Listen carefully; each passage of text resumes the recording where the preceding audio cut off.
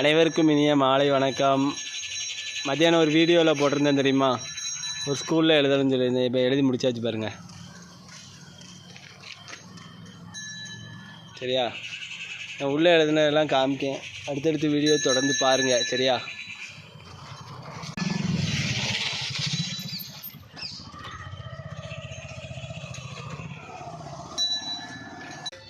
இந்த வேறு எழுதியிருக்கு பாருங்கள்.